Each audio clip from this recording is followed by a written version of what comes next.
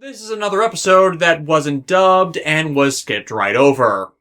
And once more, I don't quite see why, as this is an episode about baseball. Baseball. The great cultural bridge between Japan and America, as you seem to be the only two major countries that give a damn about this one. I mean, okay, I don't care about sports in general, but other people do. Granted, if you were going to cut an episode from air that didn't matter to anything, then this would be it. With the episode revolving around a new kid whose father is a famous baseball player, Neto, Takao, and Toru follow. This, of course, then falls into all the narrative traps I talked about during Yaito's introductory episode. By this kid, Kyuta Hoshida, being new to them, he instantly becomes the special in the class, which everything then revolves around, thus screwing up the active dynamic. With his personal issue that is thus the focus being that the guy, after being forced to change schools due to his dad, Kyuma, changing teams that he played for and thus moving around the region, is missing all of his old friends, and doesn't appreciate having to start over all over again. And as the kid who got moved around and changed schools 7 times during my primary school days, I would relate, if I ever really became attached to people in the first place.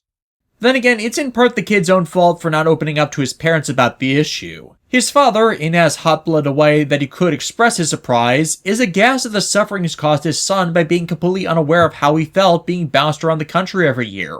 But the thing about the internet is as long as you keep in contact with your friends, then even if you can't see them in person, they're still not that far away. It is an important Aesop in the internet age, especially important considering the pandemic last year, which once again makes me wonder why this episode got skipped. Just to make him truly feel like he can still maintain a connection to his friends, a lot of them and their nabbies are going to play baseball online in their stead, using a system that combines an actual baseball field with a holographic projection system that maps the nabbies over the players. Electronic Arts presents MLB The Show 20XX edition. I'm still pissed at EA Sports for the backdoor hack they let happen to me a literal decade ago. A lot of the episode is thus the expected baseball gags combined with the idiosyncrasies of the nabbies. Gutsman is mentally slow so doesn't have the reaction time to hit anything. Skullman races across the bases as the fastest nabby here. Glide is useless. Roll keeps throwing balls that keep getting hit. Numberman can't catch a ball.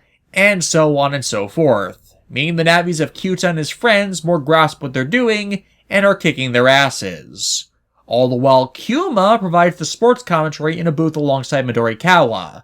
Again, all along speaking passionately about baseball and the pride he has in his son and being a good person and the friends he's made that are looking out for him, even if he kind of screwed up with their constant moves. Hopefully now that he's aware of it, that won't happen in the future. The wrap-up. We have sports cliché, because this episode is a sports cliché.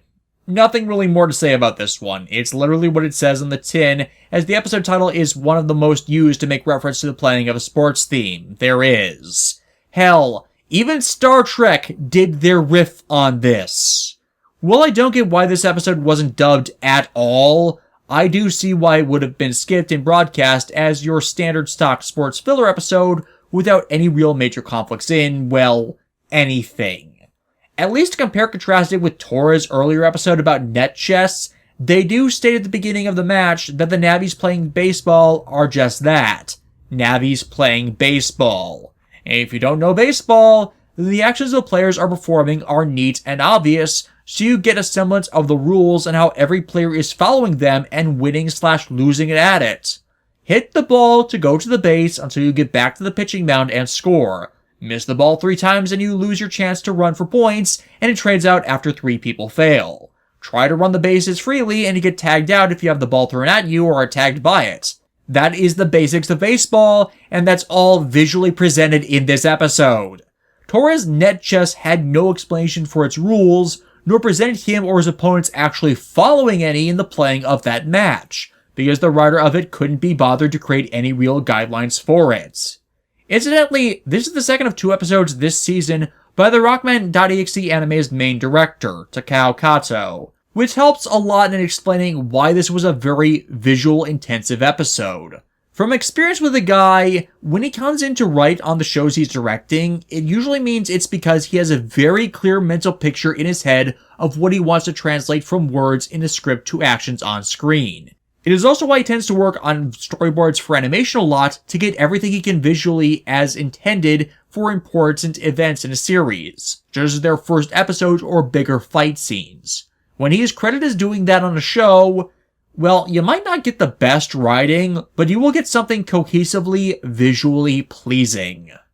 The jury is still out on whether that's a good thing, though, or if he just did this episode because he has a fascination with sports, as he is also the one responsible for giving the world the Keijo anime, which is the only other credit I can find of him writing for a series and not just doing the animation direction and storyboarding.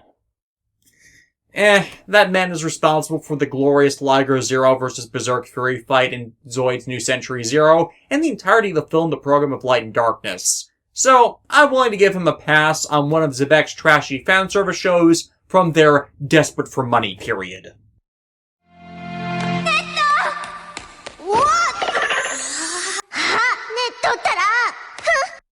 Soon!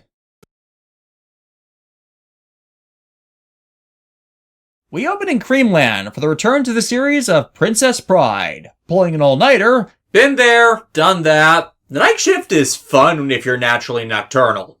Only for someone to attack Creamland's main computer system. And that something is so shocking that it requires she bring in the help of the greatest net battler she knows. Are you sure you don't want to call Raika? I mean, I know he doesn't technically exist yet because he hasn't been created for the series yet, but Sharo is closer. And with her message, she sends footage that Nightman's gone rogue. Damn it, Lancelot! Thus she fast-tracks Netto and his friends over to Creamland to try and help. Now, as I noted before, the episode that introduced Pride and her connection with Netto was skipped in original broadcast until later down the line. Some of these swapped around in play order episodes are not as detrimental to the progression of the story. A lot of them have ended up being nothing but filler, so you could say Kids WB was just shortening the airing to what was essential until room opened up in the schedule. This is where that excuse and attempted justification breaks down. This episode aired 5 months before its prequel part in the story actually got airtime.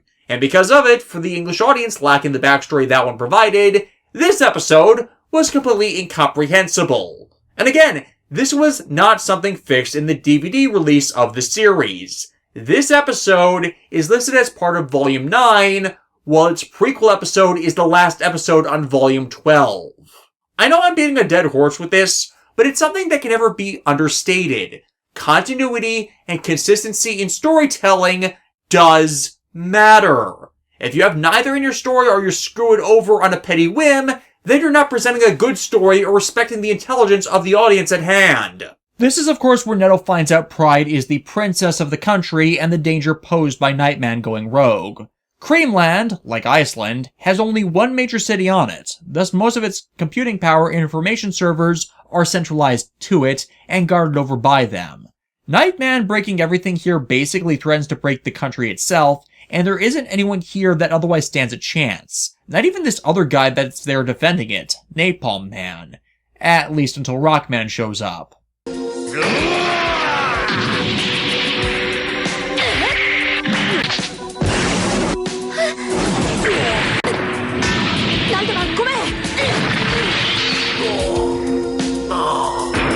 Fortunately, Rockman's got enough of a handle of his gut style by this point to not outright delete Nightman, meaning they can get some answers about what made him go nuts. Pride, though, in private considers that possibility that he was turned against them by representatives of Darkland, a darknet collective that try to use Navis to take control of nations in secret. But what kind of story would that be if some dark entity was corrupting the world with some kind of, dark chip or something in their own bid for world domination, right? Yeah, this was airing around the time they were first writing the episodes for Access, so it wouldn't surprise me if, in story, Pride just got the name wrong for what would later be called the Nebula Syndicate. Though Netto asks what's up with Napalm Man suddenly, existing, as it turns out that they actually rescued him from deletion a month ago, and the solo Navi has been in their service out of gratitude ever since, as he didn't remember where he came from.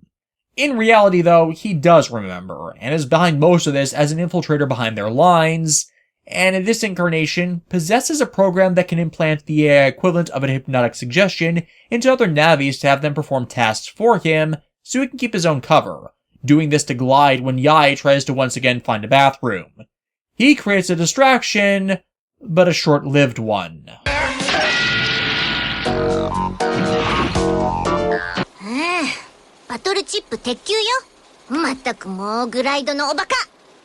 And useless. Don't forget useless. But Napalm Man's own plan for a diversion has thus backfired. Cause it lets them know that Nightman's rampancy isn't an isolated or contained issue. Something's doing it to the Navi, so there has to be a tangible individual responsible for it. But they're still 2 steps behind when Napalm Man uses the hole in the system's firewall Nightman broke earlier to set off and shut down the greater system firewall protecting the country from foreign virus activity. And it turns out he is a representative of Darkman's forces. A Dark Lloyd, one could call him. But yeah, with the culprit out in the open, Rockman's style changes to take him on with Elect Brother once again, but is entirely overwhelmed as there's no one there to link with. At least until it's shown Nightman's recovered from his brainwashing and is in the mood for some payback and to regain his honor as a knight of Creamland, leading to them linking up with the extension chip for a second time.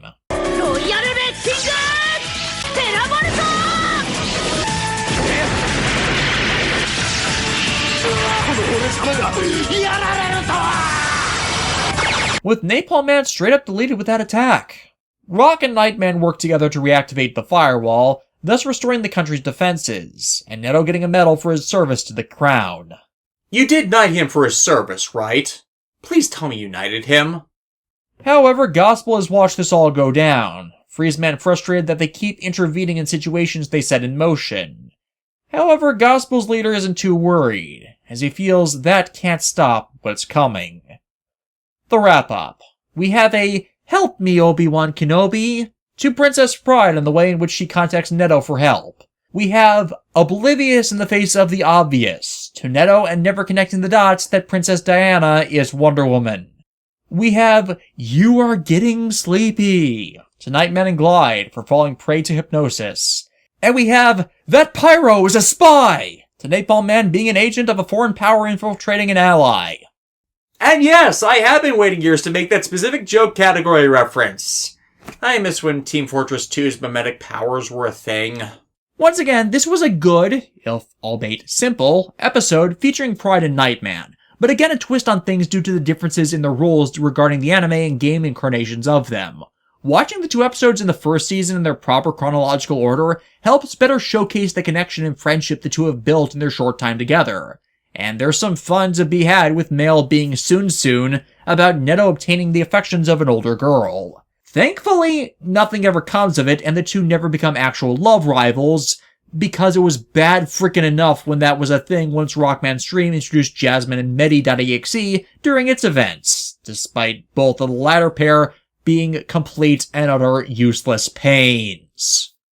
Well, that and after this, we don't see Pride again until Stream starts up. It's not like the show forgot her, really, but running a country doesn't exactly leave a girl a lot of time to go hang out with friends in a foreign nation, now does it? This episode, sadly, is the closest we get in the anime to seeing any version of the Night Soul Unison, if only in its team-style variant. By the time Rockman Stream rolled around, the gimmick of the Soul Unison system was viewed as having run its course. Thus, he only gained one Soul Unison form that was exclusive to the Battle Network 5 games in the anime. A disappointment to many fans that he didn't get them, considering there were only 8 more to acquire. But my guess has always been something along the lines of the cross-fusion gimmick taking center stage at the time, and that crowding out time that would have been used to introducing those forms. A disappointment in my opinion, as since they never got featured in the anime, it likewise meant no armor figures of the Battle Network 5 exclusive Soul Unison forms were ever made. Just ones from Forte Cross as a tie-in to the movie. Napalm Man, however, would be seen again.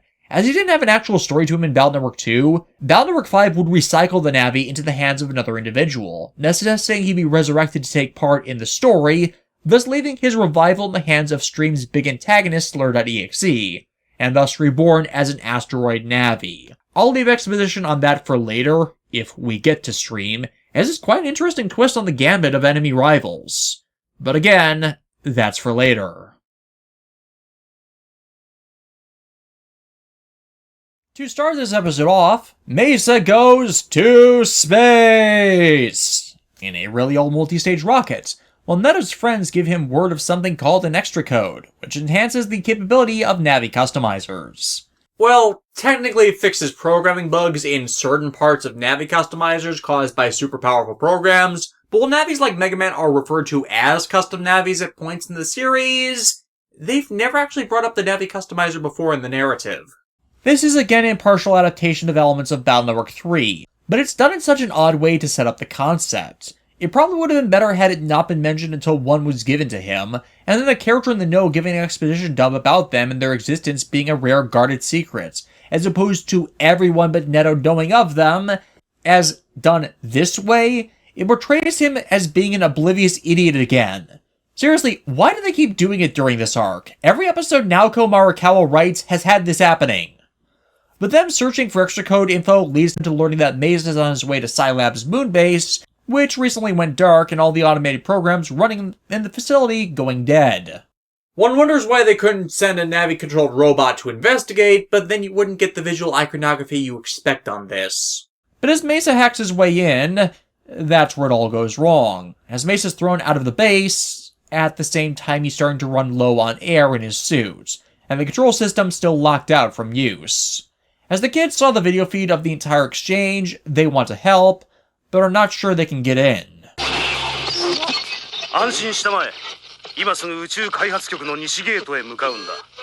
And who is that famous man right there? Have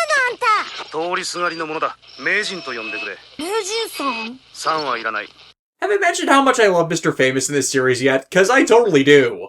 So they go to the Space Center and Meijin lets them in, allowing them to take over for Wood and Skullman, who are both one-shotted by the entity causing this and, in his mind, taking over the moon. His name? Planet Man. As in, he weighs as much as. But before Neto goes straight in, Meiji does what I suggested earlier and hands him over an extra code compatible with Rockman's current programming. With the use of some ninja chips part of things thanks to Shadow Man, they avoid the fatal attacks that one-shotted Wood and Skullman. However, they soon discover the problem operated Navis have up there. The transmission time lag. See, for those who don't know science when it comes to space, well, space is big. To the point, space is big is the greatest understatement you could make about how big space is.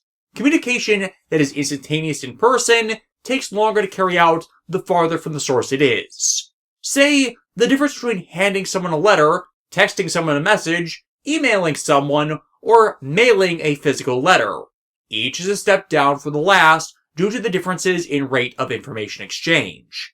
Hell, any lights from stars we see in the sky, that is information exchange that is literally millions of years old because it took that long for the visual we are capable of seeing to have made it here. Now the dumb thing part of this is the time lag between communicating between the Earth and the Moon is 1.3 seconds. Not exactly a lot of time.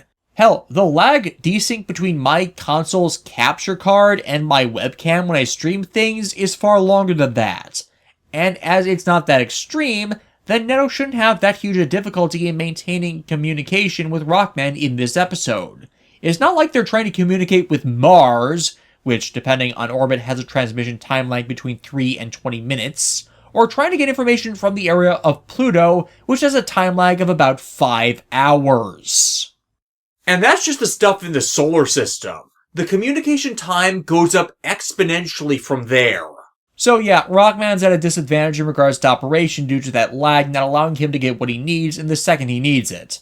And trying to go for a program advance is completely pointless in such a situation, especially to counter a literally alien net navi.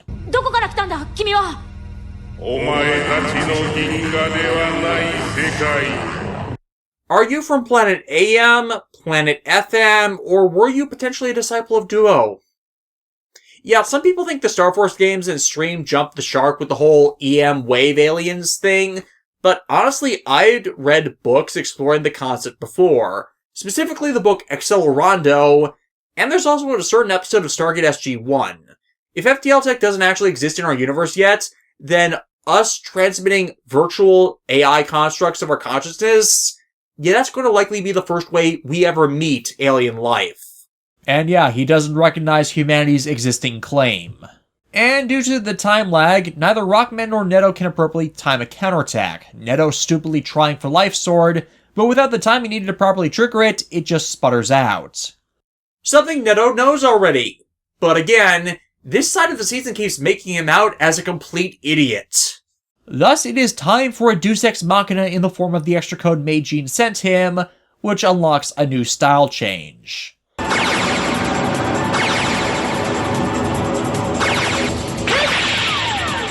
And because the custom window doesn't exist in this incarnation, yet, Aqua Custom Style instead multiplies battle chips that can be used in a same chip type program advance, into automatically creating that program advance.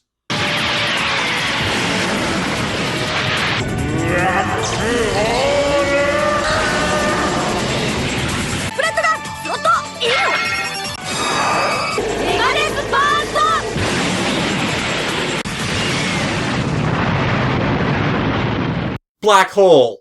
It blew up a black hole! Black hole! Unfortunately, Aqua Custom's the most volatile of the four base styles due to its power, it draining Rockman's energy dry to use it. But with Planet Man deleted, they can let Sharkman and Mesa in the system to save his life. They in turn restore the moon base and head for home. The wrap-up. We have No One Can Hear You Scream, for Mesa being trapped in space and losing communication with Earth. We have Viral Marketing, from the extra code used to advance Rockman to Aqua Custom Style. Yes, that extra code actually works, and will give your Mega Man in Battle Network 3 200 more hit points from its use. Other extra codes have been put in the backgrounds of this season as additional viral marketing, but this one is the most explicit of them. However, for those who aren't Hawkeyed enough to spot them, they have all since been recorded on GameFAQs and the wikis, so it's not a big deal anymore if you don't spot them. But it's also another reason why the episodes being played out of order in American broadcast, or not dubbed at all, was such a pain. Several of the extra codes people on our side of things weren't aware of yet were in them. Once again, I like this episode overall. While I've made clear my feelings on how they treat Neto this arc not being good for the character as it's the same thing over and over again, the rest of it is producing a unique scenario intended to deal with one of Battle Network 2's extra bosses and introduce a late-game final power-up for Rockman that can have general use, but also smartly gives it drawbacks so it's not completely uber-broken. This is not, however, the last encounter Rockman and Neto have with space by a long shot, though, but it is the most realistically grounded of them, and how the pair end up there. They just get more elaborate from here. Rush orders food at Maha Ichiban. How does an AI dog manifesting as a hard-light hologram in the real world eat anything? Did he get taste buds programmed in him? How is he paying for this? Which annoys Jack, as it's a reminder of how low World 3 is now in the world. However, all four agents suddenly receive a mysterious transmission from Wily himself, recorded before his disappearance.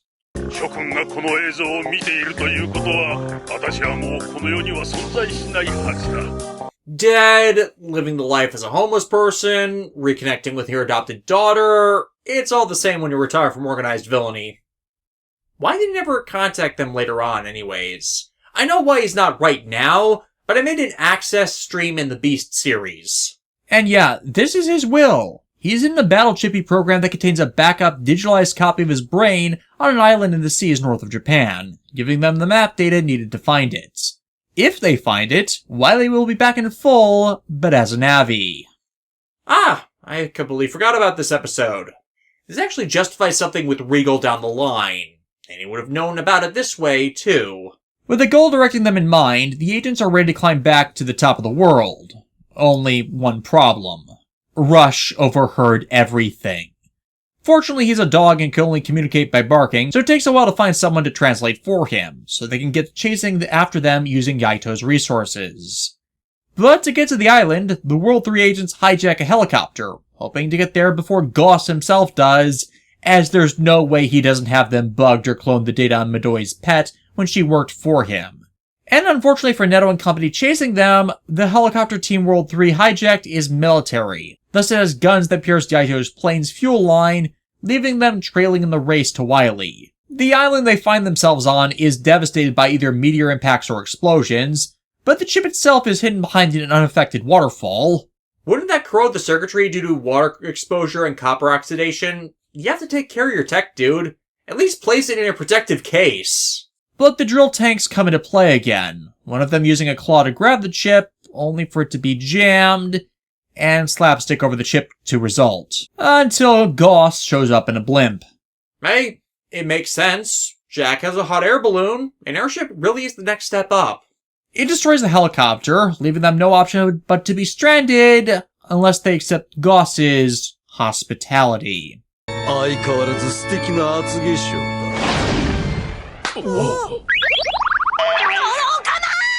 Okay, let's just all admit it. He deserved that.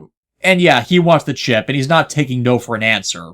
So, here's a thought. Why not just help them? If the guy's such a wily otaku, wouldn't a Navi AI be the ultimate prize for both sides? Hell, as he's on a chip, data can be copied.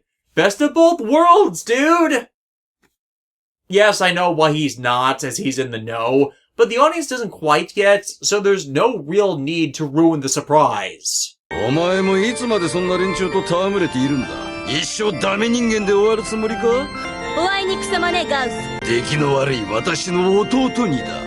Yeah, I'm siding with Goss on the matter. Jack has shown himself to be pretty bad at this. Again, one of the reasons I like Kenichi Araki's work, he wrote this one, by the way, is he keeps the characters self-aware of themselves and the events around them. So, Jack-elect acting like an incompetent stooge? That's actually recognized in narrative. And even better, it helps be part of the divide that fuels the feud between the brothers. Competent storytelling. It should not be this hard. 本当ですか、エレキ伯爵。兄貴は母さんが死んだ後、エレキテル家からマグネッツ家に婿養子として入ったんだ。Wow, way to patch that plot hole cleanly. In fact, more cleanly than the video games do. Good job. However, to have it out properly with Goss, he takes the chip himself and appears to leave with him of his own free will, only intending to try to alternatively talk his brother down and stab him in the back if he gets the chance, staking it all on the Electel family's unique brand of shocking net battling to settle the matter between them. However, in a battle of electricity versus electromagnetism, well, electromagnetism is always going to win out hands down, as it's not just manipulating one thing, it's manipulating multiple things simultaneously that act on similar properties to boost themselves. The only way this would be worse for Rockman is if Magnet-Man started firing railguns at him. Honestly, I'd actually say the show's Goss is not that great a net battler, as despite everything you could conceivably do with electromagnetism, Jack manages to turn the tables and make up his lost advantage, eventually ending their fight in a draw. But yeah, sparking electricity like they are in the net battle, on a flammable airship, that's not good long term, their conflict eventually setting the thing on fire and putting them all in danger. However, Neto also made himself onto the airship in his own effort to keep Wily's chip from them, the resultant chase keeping the Electel brothers from dealing with the airship exploding, also them both needing to save Neto when one of the tanks explodes in order to not lose the chip, but openly dropping him when he finds that he dropped it himself. Their infighting over grabbing it then leads them to losing it anyways, forever adrift in Japan's frozen northern seas. Neto gets rescued by Yai's submarine, while the brothers are stranded for the time being on a glacier for them to cool their heads and think about what they've done on timeout. Ah, brotherly love. The wrap-up. We have viral marketing, once more for an extra code scene early in the episode, but unfortunately the subtitles obscure it. It boosts HP of Mega Man by 250 if you're curious. We have X, I am your insert relation here, for Jack and Goss, actually taking advantage of the difference in story opportunities to actually showcase that lore about the two canonically being siblings in all incarnations of the franchise to actually do so. We have sibling rivalry for Goss and Jack. While it's not the main focus of the episode, the prior setup for this reveal does magnitudes for making it feel not only better, but more natural.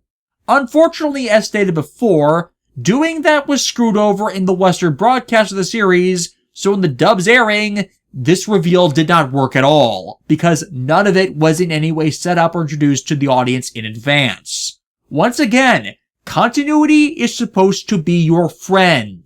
Respect it, and do not throw it out the window and hand wave away the fact that you did so if you want anyone at the end of the day to respect the product that you've made. Work to fill any plot holes or narrative conflict you might create, and do so as soon as you possibly can. If you don't, you screw over the story and the elements of it that it relied upon to tell it irreparably and permanently. It has happened before, it will happen again, and is another reason why I generally see the series get better and better as time goes on.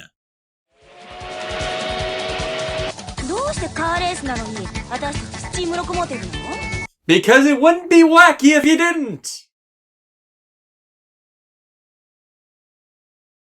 Damn it, Mayuri Sekijima.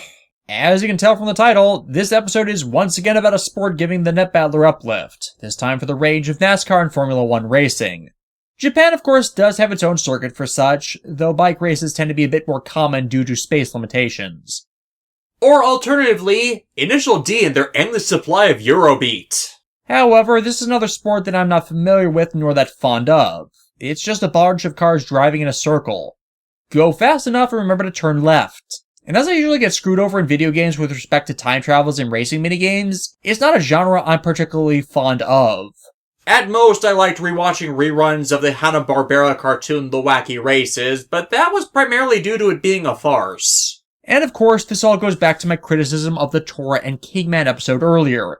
If you don't establish the rules to how things work in a sport like this, in a situation where things would be distinctly different, then you don't know what's permissible in it. So it's entirely anything goes. Even ends on coming in with blues on a net motorcycle to get a bit of intercorporate competition between the bike's programming and that of the other net vehicles made by Capcom gets lost on me because of this. Because there's no context to what each respective device is capable of. Now, if they wanted to make a Mega Man racing game, then this would be advertisement for that. But they didn't. Instead, as it is explained, it's all an in-world advertisement for a new set of vehicle-type battleship programs Capcom has developed for use with Net City. And considering the first 3 games made use of transit hubs online to fast-track connections between different parts of the net, and even Battle Network 4 had the Cyber Slider for getting around area blocks, it's not out of the range of possibility for these things to exist and be part of the setting. But the framing leaves much to be desired. Though at least World 3 peacefully taking part makes sense, they need publicity for their cover business, and this is a good way to get it. It gives them a reason to actually play by the rules, as them cheating would negatively affect any promotion they'd get. And they're struggling to make ends meet as it is. The Catman brothers have also heard of the race thanks to the literal bugs they planted on Rush, allowing them to overhear everything in their continuing quest to delete Rockman for what he did to their brother. Oh, and speaking of, yes, this was the first episode featuring these Nimrods broadcast in America. So, way to make everyone watching ask, what the hell? The race gets underway, and it goes as you'd expect. The Navis are allowed to attack and smash the other vehicles to eliminate competitors. Several accessory chips to customize the cars are used to get around those attacks and field obstacles, and the Cutman brothers show how completely incompetent they are by basically being Wile E. Coyote equivalents trying to chase down the Roadrunner, and everyone just ignoring that they are even there, or even did, well, anything. As you'd expect with such a race, the competition is whittled down one by one until Roll's car crashes, leaving the winner to be decided between Rockman and Blues. But who happens to be the winner by a nose is Rush with his nose in the frame, despite him being disqualified from the race after Roll's car, which he was part of a racing team in, was taken out of the running. Turns out when it went off the road, he was launched from it, but regardless, it shouldn't count. The wrap-up. Because the damn things are never seen again outside of Blues using the motorcycle a few times, I am not counting the accessory or item chips that show up in this. We have a Wacky Races episode. I'm using that phrase now if I ever again have to do an episode about racing antics. We have a villain faceplant to the Cutman brothers. This was their last appearance I'm aware of, and they were a horribly bad downgrade from the original Cutman, who actually did something despite his incompetence. What more is there to say here? If you like the episode on its own, all the power to you, but I've never seen the appeal of these kinds of things, and any further in-depth recap just has me breaking down what happens in a race as it happens. Normally when I do recaps in the reviews, it's so people who aren't familiar can know the story and then summarily catch the nuance of the narrative as I try to explain it that others might not from casually watching. And again, tell me that doesn't happen. I have a dozen series I'm a fan of that have discourse around them exist solely because people didn't actually pay attention to what a story did thematically, or ignored the signs of habitual misconduct from its creative staff. But when the story is told clearly through visuals, that becomes less necessary as they can see it for themselves. At the end of the day, it's a harmless filler episode before the season enters its story climax, which starts off next time.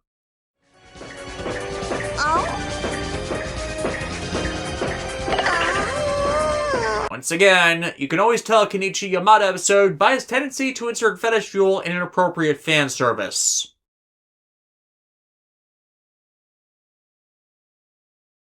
Deep in the net, a sludge gathers, consuming other data and net nabbies, such as the suddenly returning airman, to give itself flesh and form. But enough about that, let's pal on more Neto is an idiot flanderization on the kid that makes us ask how the hell he's the big damn hero, when I keep telling you all, making your protagonist a moron makes them less capable in actually solving the crisis you put them into. Seriously, Kenichi Yamada, what the hell? He is not this brain dead, and you, Mayuri Sekijima, and Naoko Marikawa keep doing it, with no shown actual purpose to doing it. The kid is forgetful and procrastinates doing the things he has no passion for, but he's not stupid. Far from it. Also, why the fuck is Rush there and starting Rubber Band Wars? That shit got kids suspended when I was in school. And the first thing you know not to do is piss a teacher off. Mariko sensei, date してください。お会いいただいてます。Mariko sensei, デートなら私としてくださいでます。Can this writer please just go away? そんでの関係ないでます。大事なのはマリコ先生の気持ちでます。何を？何する？ What I hate even more about this is I can't actually remember the last time those two feuding over Mariko was even relevant to the goddamn story as even a subplot. It's been used, mentioned, or called back to that little, and they've done absolutely jack shit with it. Nor will they ever, because Mariko, even in story, is completely oblivious to the two liking her. I am summarily skipping a shit ton of distractive antics that are just filling empty air, as clearly Yamada didn't fill in anything for the cast to do here. So, skipping along until the damn plot actually starts fucking 10 minutes into the episode, when Miyuki tells Saloma about how Navis from all over the world are for some reason disappearing, and she has a premonition of that happening to Neto and his friends. In the Net Coliseum, Raoul and Thunderman show up for a net battle at random, to try and actually tie it back to the World Tour arc, with Rockman winning. Oh, and yes, because the episode introducing Thunderman was aired out of order, to the little kid viewers, this made no sense. Do you see why the show might have done poorly in the West yet? It really because of the poor quality of the first arc of the series, the long hiatus, and the screwed up broadcast of this part of the show. Thunderman is here because the pair's best friend had their Navi go MIA, and we once more see what's doing it, when we once more see a sign of someone else in this that has been completely and utterly wasted as almost always. Yes, Forte suddenly has relevance again for a short time, sensing the sludge-like mass within Net City as it consumes a courier Navi part of IPC. When Blues comes to try and find both the Navi and its case, he can't find anything, or either the entity or Forte.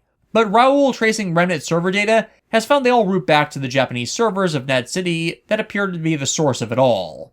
They get a lead when the female Navi Rush was stalking ends up devoured by it, and he ends up pinned in its mane. The monster, the Gospel Virus Beast, as you could guess, by this point is finally strong enough to not need to be stealthy and in devouring even more Navis.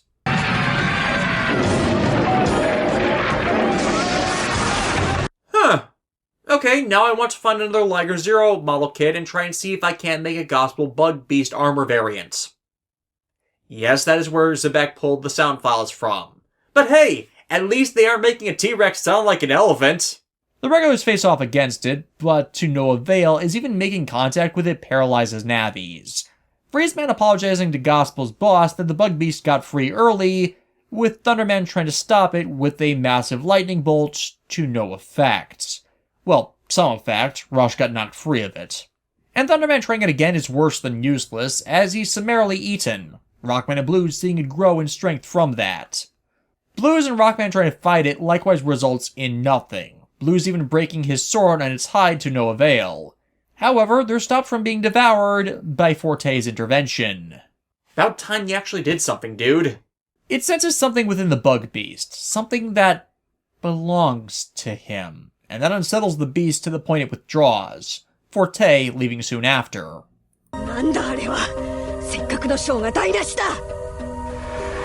What plan? Seriously, what plan? Friesman even said it had escaped containment and was rampaging wildly. Did no one proofread this? But yeah, this is where we get the reveal that Gospel's leader isn't this thing. No, it's actually Wily, who's now wheelchair-bound due to his injuries from the mid-season. But before we can get an explanation, the episode just ends because they wasted the first 10 minutes of the show. The wrap-up. We have stupid romance plot to Higure, Mariko, and Mesa. Again, their crap goes nowhere. We have recurring punching bag to Neto and certain staff writers treating him like he doesn't even have 2 brain cells. This episode sucks. It takes forever to actually do anything, and it's not like they had nothing to do here. The Bug Beast's first appearance and its abductions should have been front and center in all of this, and yet its plot doesn't actually even begin to be shown, bar the opening of episode Hook, until the 12-minute mark. How do you do that? This entire slow-paced encroaching attack engenders tangible horror, and it's less than a fucking subplot in the face of nonsense zaniness. It is a complete waste of everyone's time as a result. The damage from the Bug Beast's attack is analyzed, finding that everyone who made contact had data missing. In the context not that it's damaged, but it is entirely gone, eaten by the Bug Beast. And worse, every country's own NetCity server now has the same attacks happening actively within them, and they can't figure out how to stop it. But whatever the plan, Enzon won't be available. IPC was hit hard in the attacks, so he's now busy with recovery efforts instead of being on standby. That leaves it up to Neto and Rockman to actually get to the bottom of this. Wily also gives us exposition on Forte, at least in this incarnation. He is a byproduct of Wily's experiments to create the Bug Beasts, thus why they're in turn calling out to each other. And that would have been great to see had the writers in the interim of the last 16 or so episodes actually done anything with him. As I said in the Battle Network 3 reviews, the anime just did not know what to do with Forte. This is really only the 3rd episode he's been in since he was introduced, and yet the most he does is stand there. I honestly cannot undersell how popular the character is despite the briefness of his appearances, and how much people wished more was actually tangibly done with him.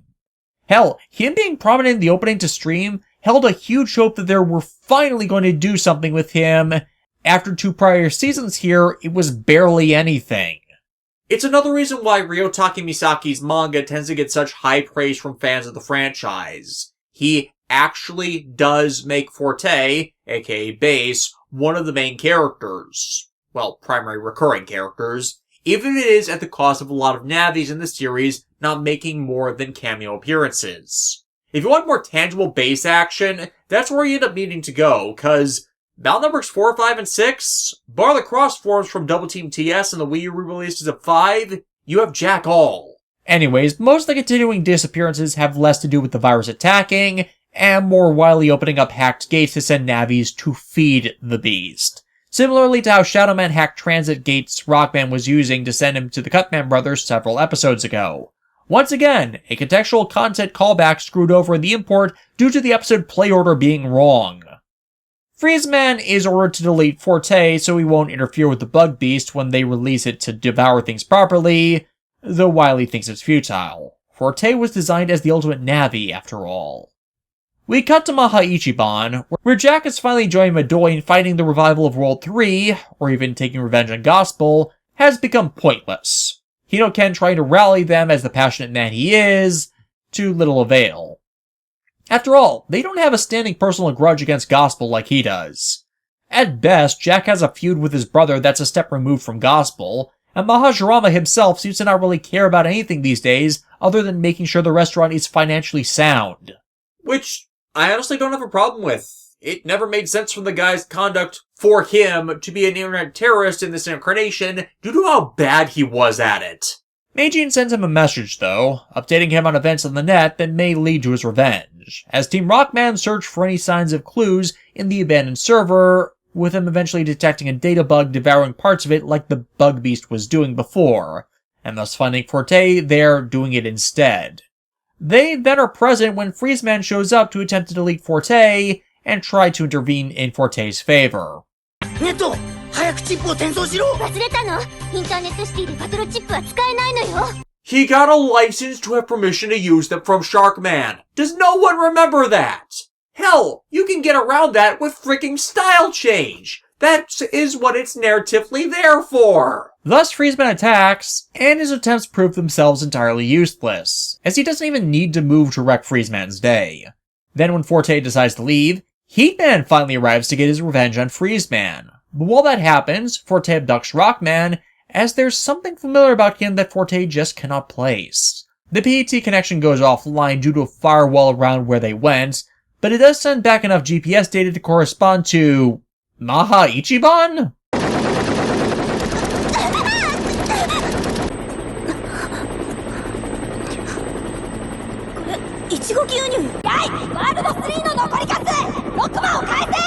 In actuality, they need their help getting to World 3's old base, as Neto recognized the coordinates as the ones where Stoneman and Bomberman spirited Pharaohman off to, and where Rockman fought the two solo Navis when he first used Style Change. Meaning these guys have to know where it physically is, which would get them around the firewall issue entirely. Mahajirama is surprised the World 3 server even still exists, though. The entire base blew up. They checked. So unless it's a mirror server misrepresenting where its physical location is, there shouldn't be anything here. Seriously, Mahajirama, how bad are you at this? Over with Enzon and IPC Amarope, they end up encountering the Bug Beast on their own, Gospel's leader declaring they're going to delete this world, with Net City now just being entirely devoured, and LifeSword doing nothing against it. The Navis at World 3 HQ log in, eventually finding Forte deep in the heart of the network, reading through Rockman's memory data for any sign of information on itself to figure out why he's so familiar, only to lock onto one memory in specific, Rockman's original killer. Forte, in the .exe anime at least, is a Navi reincarnation of Pharaohman.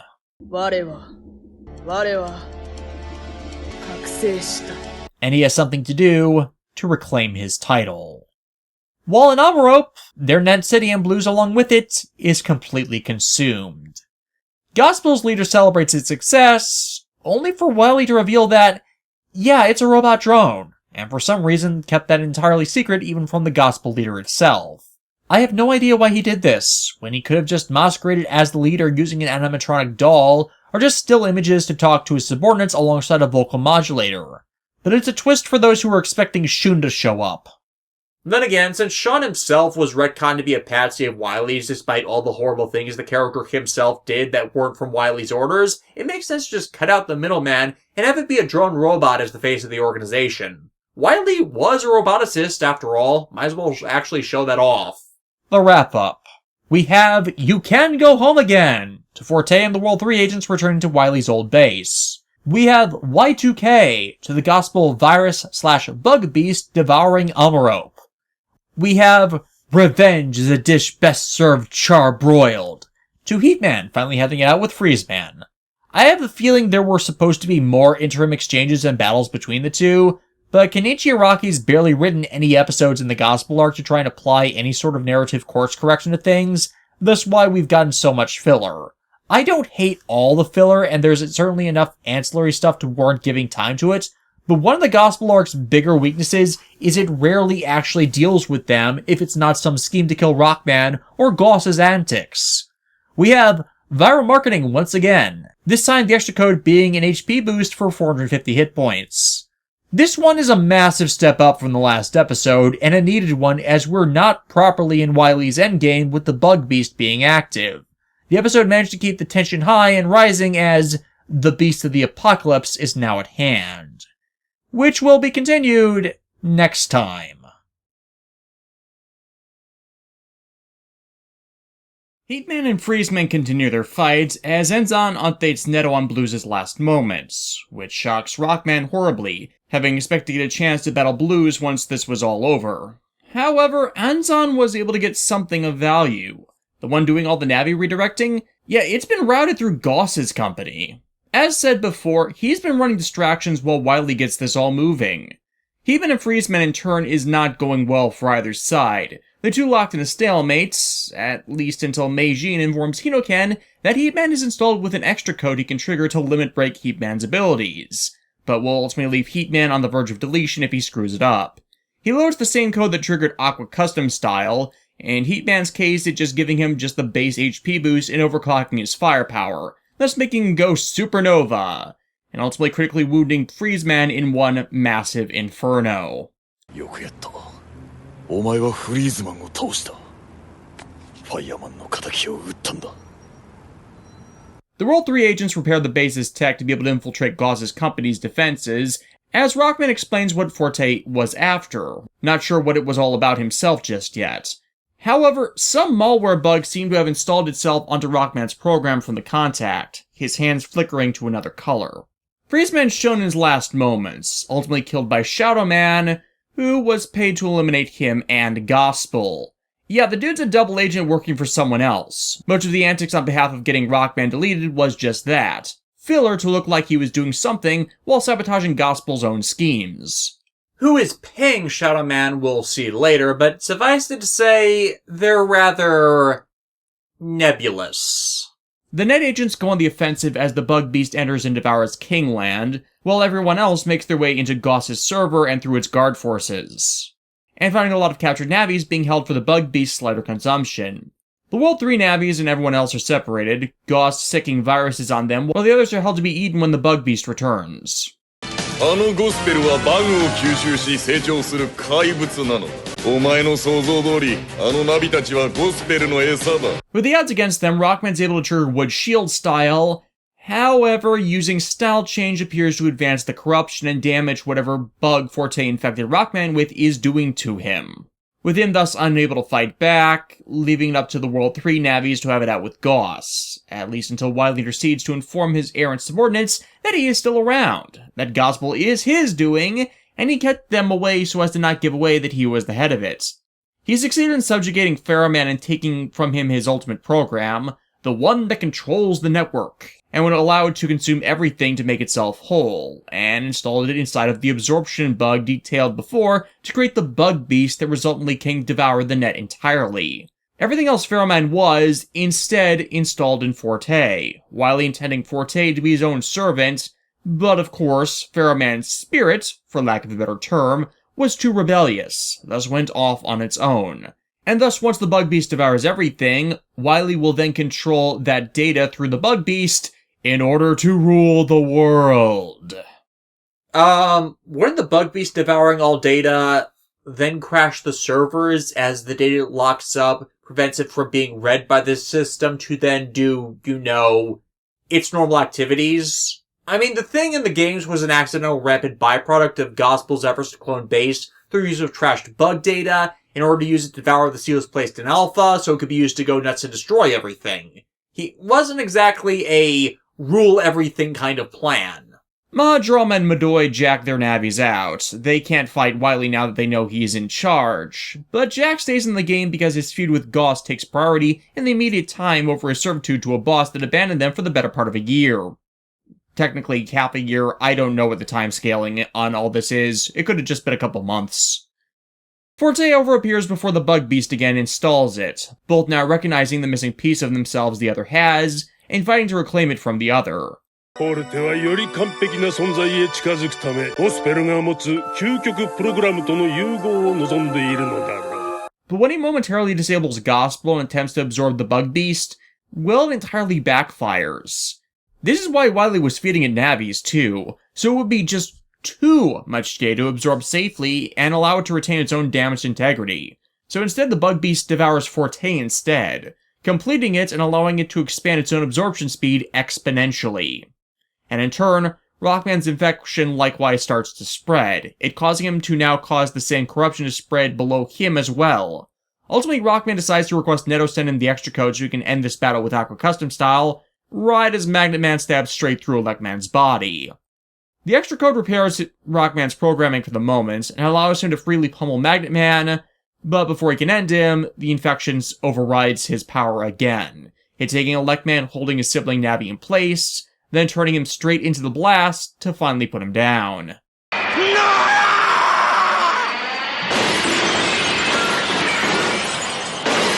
Thank you, boy. おかげでやっと兄貴を倒すことができたぜ。ご苦労。ありがとうございます。君も用済みだ。Yeah, you're kind of a dick like that. However, use of the extra code has made Rockman's condition worsen severely, them rushing back to Yaito's home to see if they can do anything to help, and who should be there but... いつかの名人さん。さんはいらない。防犯装置解除してなかった。名人で結構。The net agents call for an evacuation of all remaining net servers to at least save something from the bug beast's consumption of everything, as they in turn prepare a cyberspace superweapon to first contain, and then kill it. It likewise does not work, and they are summarily consumed as well. As Meijin explains, what's going on with Rockman is a result of being exposed to the same bug in the Ultimate program that allowed Wily to create the bug beast in Forte. But Rockman's own Ultimate program that allows him to use style change is based on adapting to threats through exposure.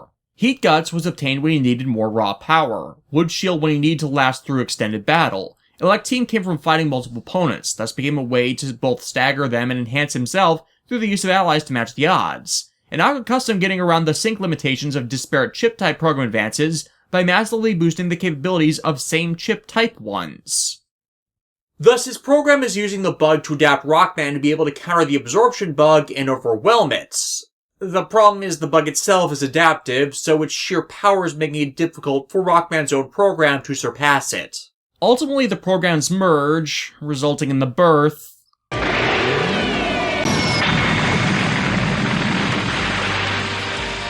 of Rockman, bug style. ロックマンの究極プログラムも融合してしまえ。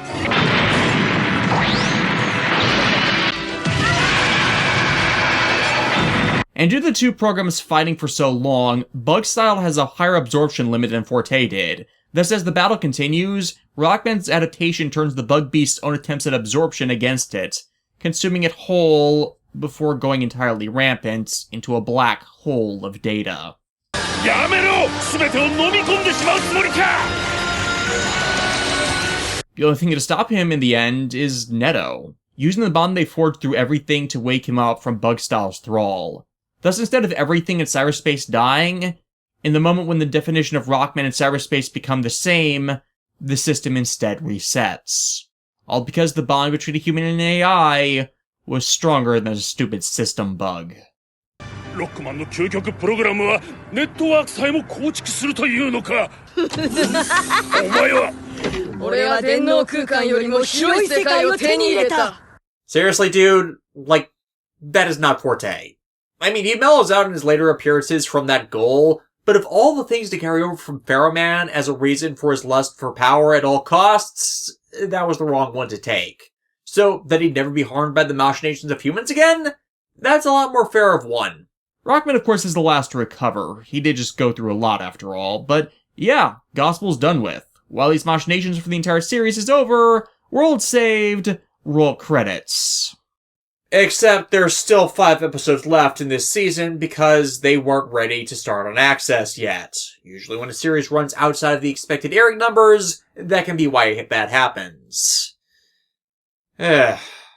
I really am baffled when a Japanese season orders are odd like that. I am so used to the standard range of 12 to 13, 24 to 26, and 48 to 52 that when you get odd lengths like 43, 45, 56, or even the rare 10 that I honestly don't know how to feel about them. I can understand more logically 65 as that's a year and a quarter, 78 as that's a year and a half, or any number after 100, but when it's just off by a few weeks to getting a normal scheduling quarter, something always feels wrong. The wrap-up. We have Going Out Like Goku, for Rockman dying but making sure his operator's brother's Navi goes down with him. At least the Megaduce burst doesn't have a ridiculous charge time. We have Villain Face Plant, for Dr. Wily implementing a scheme to rule the world that was more likely to destroy it than put it in his hands. There's a reason he decides to retire after this. We have Invincible Until the 11th Hour, for the Gospel Bug Beast. And we relatedly have 11th Hour Superpower, for Rockman.exe Bug Style. Get used to that. Of the 7 anime series made for the Rockman.exe and Star Force timelines, half of them end in utilization of that trope. We have Unlimited Power! For Rockman.exe Bug Style becoming unstoppable, only to be deformed by said power. We have Reset Button, for Rockman Bug Style fixing everything to back the way it was before the Bug Beast attacked. While not the best climactic battle the series offers us, my vote for that generally goes to Full Synchro or Juka Style for that, this one is certainly serviceable for ending the big villain plot. But because there's been no proper build-up to the crisis, thanks in part to most of Gospel's tenure as a villain organization just being filler, that's not cohesively building to anything. Thus, it does not hit as strongly as it could have, as it's not until the final arc starts that we learn there's something going on here in the shadows, as beforehand, whatever plan Gospel had was so indistinct as to be as vapor. I think if Forte had been recurring in the arc where Gospel had been antagonists, had even stalking Rockman, had a primordial version of the Bug Beast tried to attack Rockman, which Forte then stopped, as if it were a twisted version of the Venom symbiote from the Spider-Man stable of comics, then they might have had a bigger impact to this all to be left on viewers than the showcase of a form that is basically just a weaker, bugged-up version of Saito style, which sadly, because of these events, never appears in the series. But that is again the weakness of the first anime season's storytelling as well, which can be summarized in a Shakespeare paraphrase. It is full of sound and fury, but in the end signifies nothing. And the reason it signifies nothing was because the writers collectively refused to come together at this time to build a tangible foundation that they could keep building up and up and up to a satisfying closing zenith. Instead, they cleared the deck to build a bunch of smaller structures, and while the structure of most of the individual episodes is just fine on its own, the reason episodic storytelling fell so out of favor across the board in consumable media is the house of a smaller standalone story is not as grandiose as the skyscraper constructed from the foundation of a longer, serialized narrative. There is continuous continuity to events in the series, yes, but that just directs you down the metaphorical street so you can see the built houses in order. And with the characters mostly stagnant or not having the lessons they learn really matter past the episodes they feature in the Gospel arc, well, they're not growing upwards. The latter Rockman seasons would morph into a middle ground between the two. Serialized temple episodes holding open room to grow the setting and roster, and those tentacles themselves building on one another to them give us at the end a fully satisfying payoff. And for recurrence of antagonists to give them more depth, instead of locking them all into long-form storytelling, where only a few characters can really be featured at a time. Which honestly can prove itself to be the superior format between the three as long as you know what you're doing and how to best fill the time you have without sacrificing what is needed for the success of a narrative arc. You can't waste time, but you also can't box yourself so into fulfillment of your desired end goal that you can't recognize the opportunity to do better than what you planned if such arises. And a lot of Japanese series with long-form storytelling end up having that as a result, where their endgame screws over the arc even getting there if they adhere to it. Ultimately, what I feel as the Gospel arc ends is not disappointment per se, as the storytelling did get better in the series once it was past the N1 Grand Prix, but there is nonetheless the undeniable truth that the writing staff are not taking advantage of everything they have available to them to make the best stories they can, which are possible in the setting they have.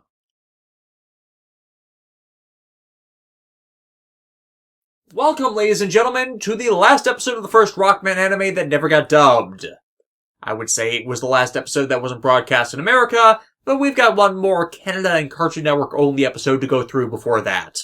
And as it turns out, this is a Yaito-centered episode. I instantly understand why they skipped it. Actually, it probably has to do with, well, Yaito's family employing child labor, a young girl named Sakurako being among the building's maid staff, and manning one of their vacuum drones, which sucks into itself some battle chips that make the thing go nuts, all while Yaito's treating the group of friends to cakes from bakeries around the world, at least until the rogue vacuum sucks them all away.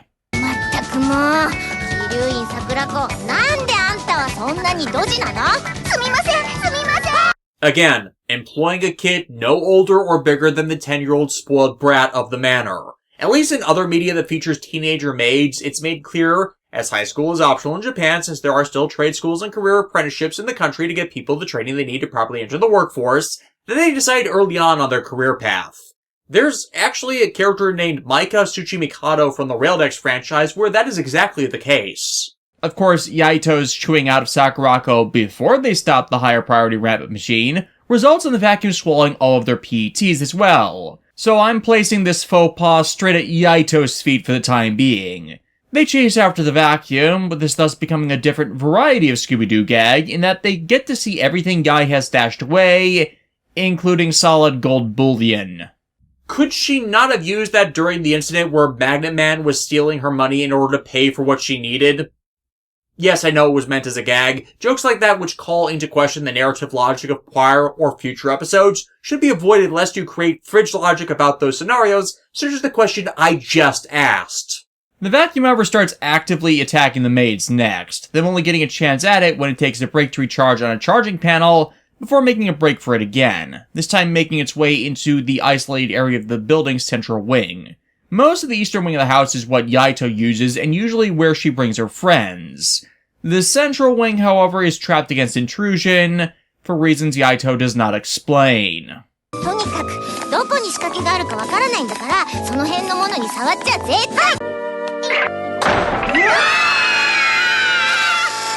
Okay, I was giving her slack for the indentured servitude thing, but that was just stupid of the girl to do after she just heard all of Yaito's warnings to not do exactly that.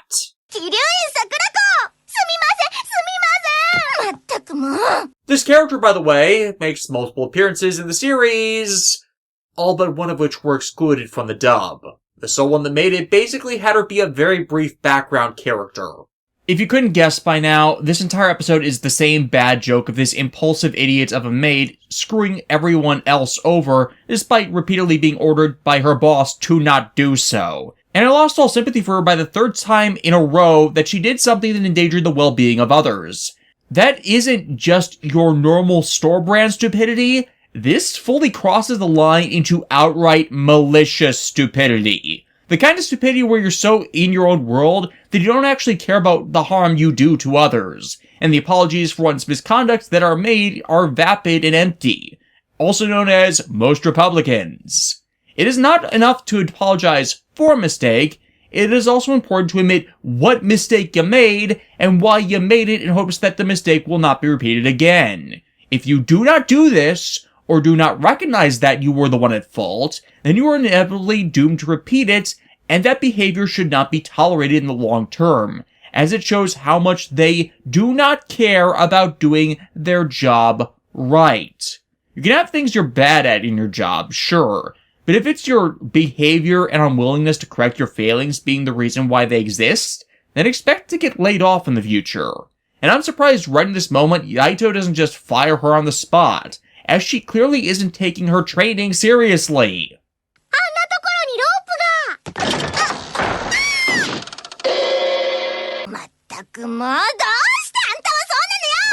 It is a cold day in hell when I decide with Yaito and stuff like this. I am so glad we're almost through the bulk of her utilization in this series. Eventually they reach a library where there finally is an explanation for all the traps in this part of the house. The Ayano Koji line is ancient, with secrets of their clan's legacy lasting back hundreds of years. While Yai's dad put that money into building an electronics and gaming company to fit with the modern era, in past times the forms of career they took made them accumulate a lot of dangerous or valuable things, thus making them need to trap sections of the house to dissuade thefts in the non-residential sections of it. And Yaito couldn't explain this up front. Why? Specifically from those of the Ijuin family, as apparently Yaito and Enzan's ancestors have been feuding for as long as they've known each other, as they keep going into the same fields. And also retroactively explains, outside of a meta joke, why those two instantly started acting like cats and dogs towards each other. yeah, Neta is still a better love interest for Enzan than Yaito. Eventually, the chase ends when Neto manages to smack the vacuum with a battle chip and shut it down, only for more of the trap Sakurako set off to almost kill him, before revealing that she set off a trap that actually transforms the entire mansion into a giant robot. Yes, you're not drunk, you are not high, you are seeing this. This is not a fever dream, this is actually happening. That is how rich Yaito and her family are.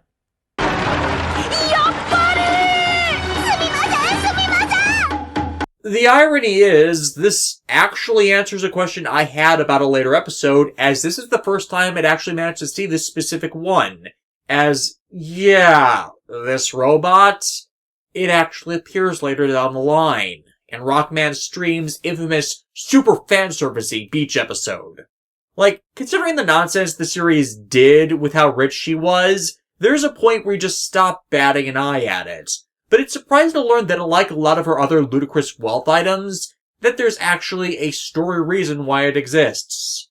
It isn't excessively over the top, but there's actual work in this one to retroactively justify her exorbitant wealth and how excessively over the top she can be. As apparently, it's hereditary. But as soon as you think everything's back to normal, Sakurako sets off the washing machine to then do the exact same thing.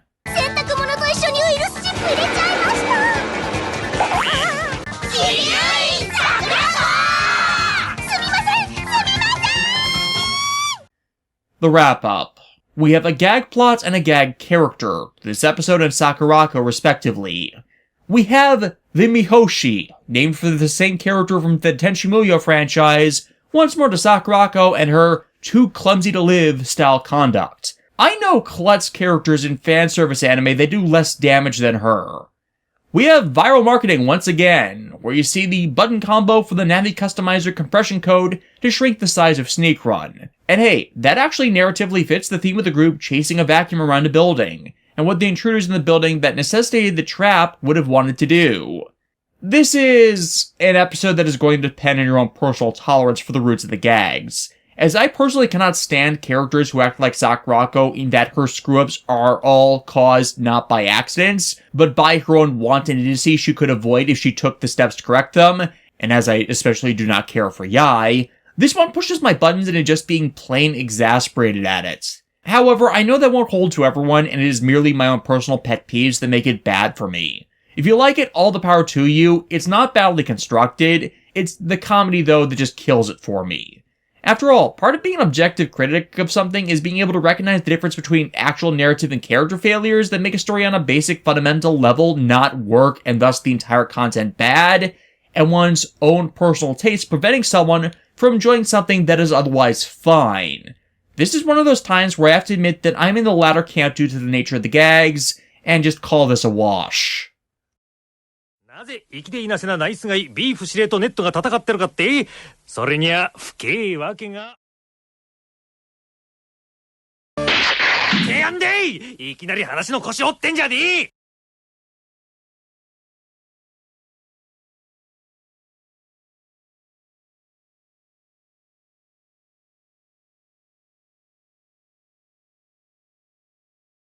Hey, remember that oblivious love triangle the show keeps doing absolutely nothing with? Yeah, Keiichi Hasegawa decided to finally put a boot to the dumbasses who kept doing nothing with it and decided to do something with it himself.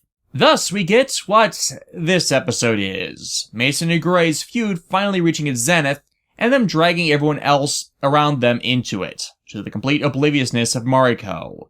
Guys, take the hint. She's just not that into you. Incidentally, thank you episode for dating yourself. The opening as Mesa narrates it sets the story as beginning in mid-March or early April, because cherry blossoms in Japan bloom within that range, meaning since Neto got Rockman at the beginning of the school year and went on his world tour during summer vacation, then resultantly with this episode, chronologically a full year has passed since then. These lot are a whole year older in the range between 12 or 13, with the exception to Yai, and they're now all 6th graders or close to graduating to that class depending on when their respective school year starts on Japan's schedule for such things. Granted, because TV show, there isn't much of a visual change in their appearance, but considering the Bell Network games chronology has them canonically happen over the span of 2-ish years, and the extended run of the story for the next 4 seasons that kind of ends up operating over a sliding timescale for 2 to 3 years that are compressed into one itself, I'm taking what I can get. Anyways, as Mesa gives a standard greeting to the kids, Mariko passes by and straight up gives him the cold shoulder. To see if he can't mend whatever bridge he burned, Yaito invites him over to a flower viewing event she's hosting for everyone. When there, and the World 3 crew providing entertainment, Mesa tries to find out what's up with her.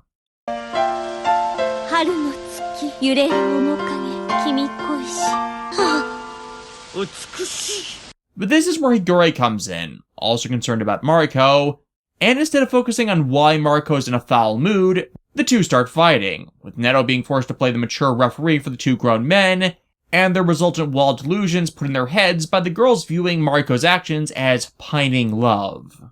Hold it. I've seen this plot from Hasegawa before. She fell in love with Mesa, but only his secret identity, didn't she?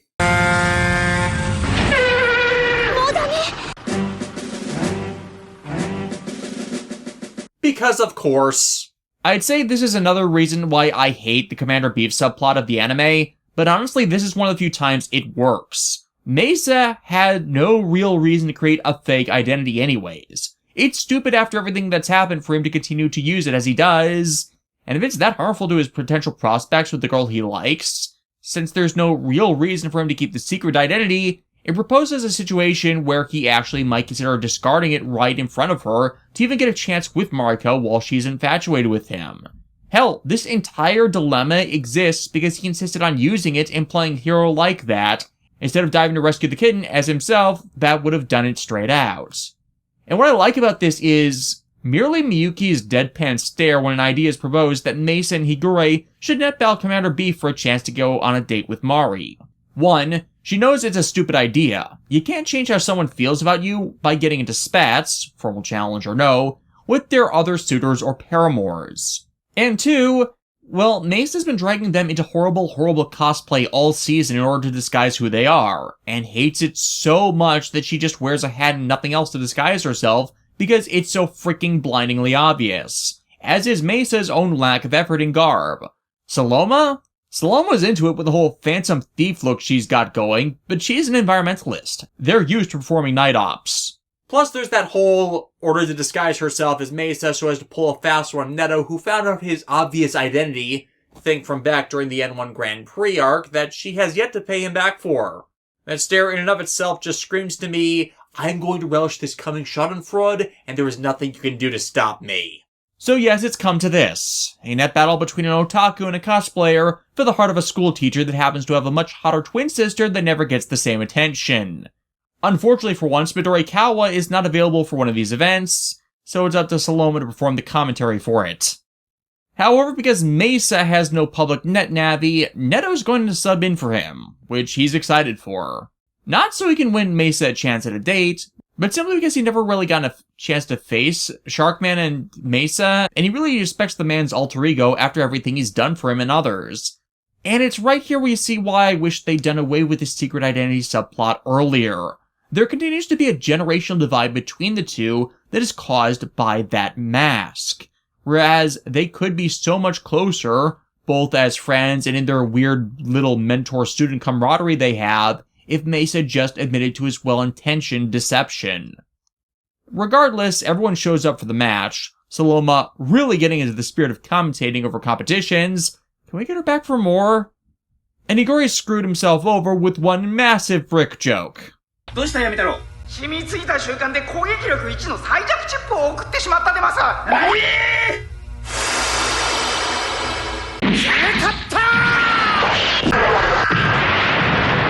But as the title says, Neto vs. Mesa is the true event of it all, and it's also a way to show how much Neto's grown as an operator since the beginning of the series.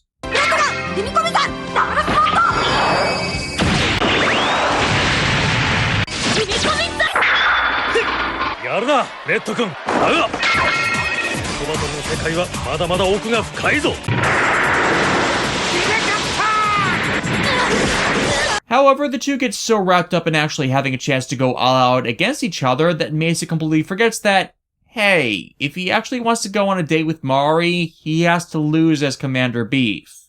I mean, he gets the date either way, but it's which side that gets it which is the issue. And it's by Mariko distracting him that Mesa falters, winning Neto the match, and in doing so, Mesa gets a date. However, as he really didn't do anything to earn it or Mariko's affections, he ends up taking a pass on the first date, ending with Mariko taking the kids out to dinner instead, while Mesa hangs back and gets into another fight with Higure. The wrap-up.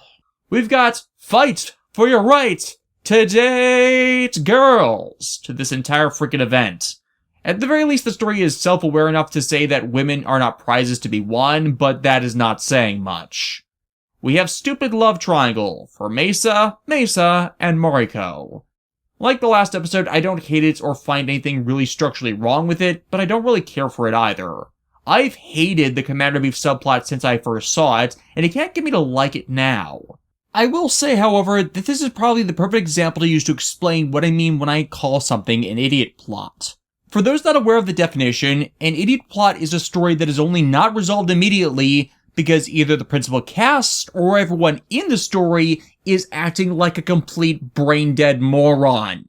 An example, if your story is about a protagonist that is given power that can destroy or subjugate the world, and that being a bad thing, you start your story presenting such, and the character immediately informed of that inevitability if they keep that power, and they then intentionally choose not to get rid of it, and then everything bad in the story that they said would happen inevitably does result from them not doing that, despite numerous opportunities to do so, and show the audience that it can be done without it doing harm to anyone, then that story is by default an idiot plot, as that person has intentionally chosen the consequence of his actions that do harm to people, despite all protests to the contrary they attempt to make in them not wanting to do that, but their selfish actions have instead resulted in that through no reason they have.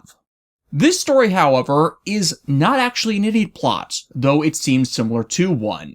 It is instead a comedy of errors. Mesa, by being disguised in his rescue of the cat, doesn't get the credit or affection he's after from the one he pines for. He has no guarantee exposing his identity will get him the affection he desires, and is in too deep now with the secret identity thing that has long ran its course that there's a high chance his actual friends will be mad at him for it, which will damage the relationships he has.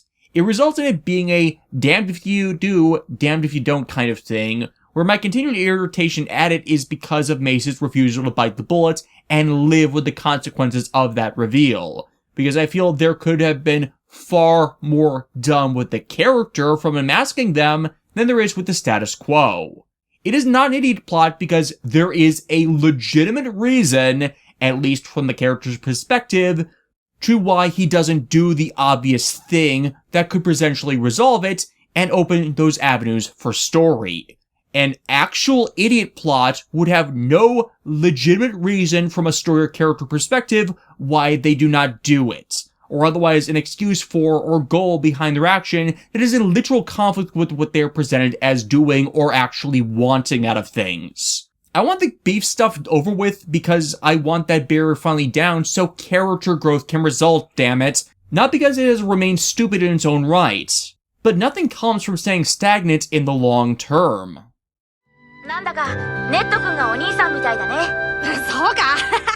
Oh, if only. Mayuri Sekijima brings us this story, meaning Neto's going to be ridden like an idiot, with the tale opening with Takao's little brother, Chisao, coming in from Amarope. Those who watched this Battle Network 3 video and heard my opinion on this pest, you know where this is going. Yeah, they're not fraternal siblings. That happens. And yeah, half the writer's room's tendency to write Neto as a moron does not do this tale any favors when Chisao is introduced as being a kid genius, and Neto can't keep himself from laying slip insults towards Takao that are literally coming out of nowhere and only exist to once again present Neto as that brain-dead stupid, when he really should not be. But despite how smart Chisao may seem, he's still horribly gullible due to naivete, believing Takao's friends are his students, and he is an invincible net operator, basically subbing himself into Neto's place in all their adventures.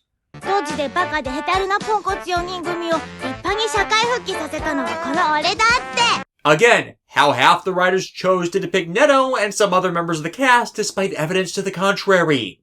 As you can guess, this is another gag episode with intent to introduce and glorify a new character, one that frustrating would just not go away and back home to Amrope after he had his episode feature. Unfortunately, Dekau got them to agree in advance to being his underlings. They just weren't told about how badly Dekau lied, so they aren't stuck with it. Anyways, they go out for udon at a new restaurant that's opened, with them finding Maha Ichiban across the street is on the verge of collapse, as they apparently weren't able to handle the competition. Both restaurants specialize in different foods. 2 pizza places in rivalry? That's legit. 2 general fast food chains like Burger King and McDonald's stealing the customer base for burgers and chicken sandwiches. Legit competition. Hell, I live in Wisconsin, and we've got 2 predominant sub sandwich chains here. Subway and Cousin Subs. And anytime a Subway opens across from a Cousin's, the difference in clientele saturation and food quality is so great between them that the Subway ends up needing to close its doors and move to a location far from them. That's how severe they lost that match.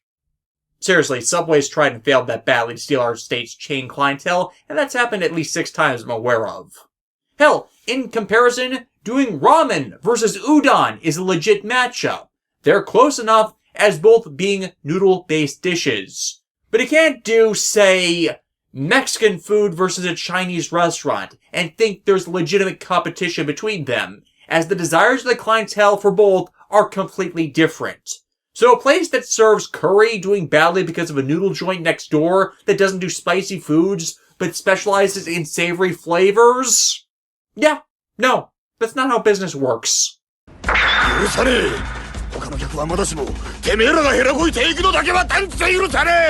Dude, you'll get his money tomorrow for takeout.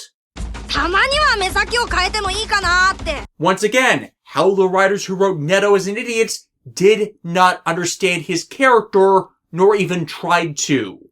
For how many episodes have we had now with him adoring curry, especially from Maha Ichiban? This is like the Ninja Turtles or CC from Code Geass not wanting pizza. This is of course the reason this episode descends into idiot plot territory. There's legitimately no reason for these 2 businesses to be in conflict, and their conflict plays a part in presenting why Chisao's an irritating annoyance of a special, and does so much inseparable discussion of foods that I almost mistake it for a story written by Toshiki Inoue. So, in short,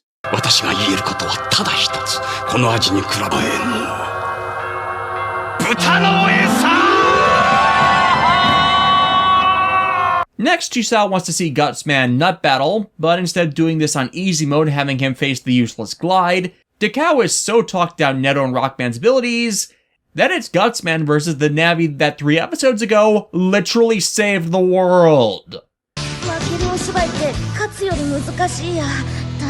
Probably because it's harder to act than fight. But of course, Chisao effortlessly upstages his brother even in this.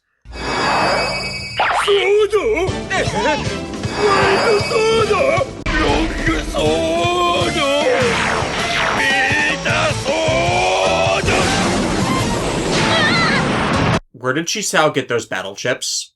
By the way, relish this. This is the only time where you see a Navi that isn't either Rockman or Blues actually perform a program advance for quite some time. But as this is an idiot plot, everyone is so shocked by this that no one realizes, hey, that could have deleted one of their Navis that don't have the defense Gutsman does to damage. Instead, Dekau becomes jealous that Chisao, who he's encouraged to get this capable through his lies, can do better than him with his own frickin' Navi, which he can't get as their dad says he's too young to have one yet. This is where the udon store owner intercedes, offering the kid his mascot Navi for use to be a representative in the feud with Maha Ichiban. Are we talking Akira Toriyama, aliens whose names are related to food items, spice aliens? Or Naoko Takeuchi, magic monsters made from spices, space aliens? Both are stupid in this setting, I just want to know which way I should be curbing my expectations. Thus he's given Sanuki Man, the udon shop mascot, who has the power to shapeshift by turning his body into gelatinous noodles. And as such, Chisao goes missing, only to cause havoc to Maha Ichiban that the former World 3 operators can't stop. Oh, irony. They used to be behind this mayhem, but now they have no defense against it. Actually, the reason for that is Sanuki Man's already tied down all of their navies, off-screen before the operators were even aware of a problem, so they can't do anything. Wow, that is a ridiculous nerfing of their general capabilities that they can't even fight a Noodle Man that's taken on Guts Man's form. I got the beam! That's a fish. And as always, Magic Man's useless without support viruses. Chisao starts destroying the restaurant with the overloads he causes. Dekao and Netto running in and finding the former World 3 agents are legitimately the victims in this. And I admit, since they were never portrayed as out-and-out villainous, the softening of the two groups' antagonisms over time that's been seen since they started the shop and the kids frequenting it has been well handled to even get them this far. Hell, they legitimately became friends later. But yeah, Rockman and Gutsman get the World 3 navies free, only to face Chisao as he's told they're imposters sent by the aliens of Spice. For as we all know, he who controls the spice controls the universe! The two friends hold him off, leaving the World 3 agent to find where Chisao is in person to hopefully end this farce. Gutsman taking a level in badass by insisting he be the frontman in taking down the Chisao-controlled Navi.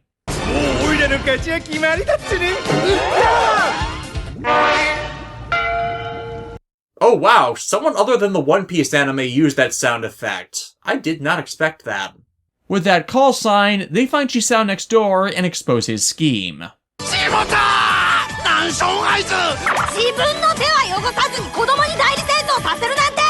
Yeah, that's Mr. Match in Battle Number 3.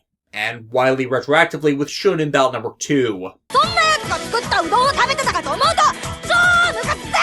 You didn't actually eat here in the first place. You came to a discount for free curry.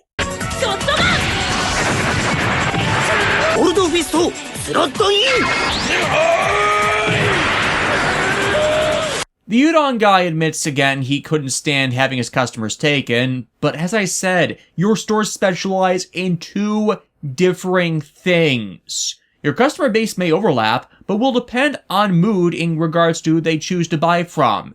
You can't influence that as you don't make the same things.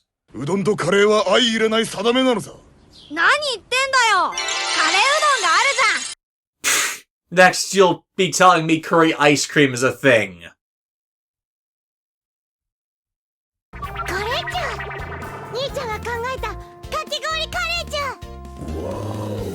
Yes, seriously. But yeah, this was an idiot plot, and even the cast members admit it. It being such a moving resolution, the Dekao has to admit the truth of his lies to Chisao, as Netto is the real hero in causing this resolution. The wrap-up. We have Food Fight! For the asinine rivalry between two disparate menu restaurants, for no reason by its end. We have Sibling Spat between Chisao and Dekao. As said, Chisao would bafflingly become a regular cast member from here on out, despite Dekao leaving to do his own thing through most of Access, and pointlessly so for such a replacement, as you see the kind of stories Chisao then engenders. We have Viral Marketing for a Navi Customizer Compression Code. This one the compression code for the Collect Customizer program. And we have For He Is the Kwisatz Haderach. To me, being able to make a Dune reference. They're just so fun to make. I'm more exasperated by this one as opposed to outright hating it, and yes, I do feel this is an idiot plot, as both restaurants had the option of just ignoring the sudden surge in customers to the other business, and in the long term would have done just fine. There was literally no reason behind the feud. At least in, say, Kamen Rider Blade, with its food fight episode between two food cart families, it was more about one group intruding on another's territories, and their feud was just as much about the Romeo and Juliet story between members of said feuding families, so a different non-problematic focus was at the forefront. The feud just gave context to why their romance was a problem, as opposed to being the story in and of itself. Here, the feud is a dumb excuse for Chisao to not only be introduced from out of the blue as a super special kid, but to then fight his brother, as opposed to centering the story as Battle Number 3 did, on Dex having his lies exposed, and then the siblings directly having to work through that, which eventually leads up to Dex saving Chisao from the danger he ended up in, that puts him back on track with his younger brother. Like I said there, Battle Network 3 makes the character and the relationship work because there it expands perception of the character and gets them to grow up through the need for him to be responsible for his younger brother. Here, he's half momentary comedy plot insider and half replacement for a main cast member that is soon to be put on a bus, because I honestly believe the writers didn't know what to do with him at the time. Thus, the only way to advance him as a person and shift the dynamic for everyone else to do better is to have main cast members in their friends group leave so focus could be provided to others. It is a good thing they did that, but much like Yaito, their last days around are not exactly good ones, though that in turn shows why it's best they left in the first place as well.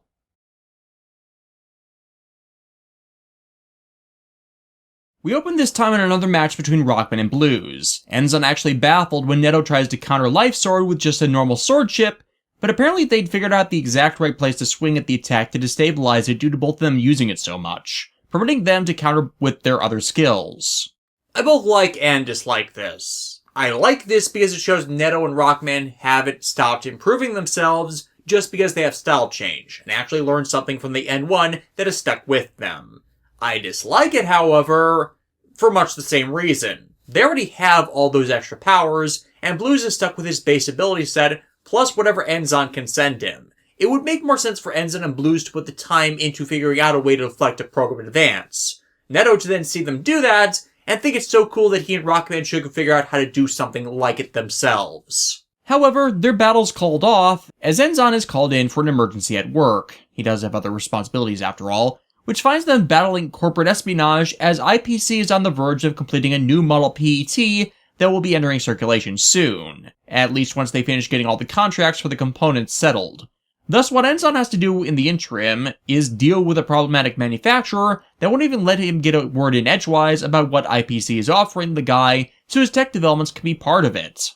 やっぱ道具は手に馴染んだものじゃないとな。ついでにそれ祭壇にかけておいてくれ。 How embarrassed is he going to be when he finds out that he did this to a vice president and heir apparent to the company?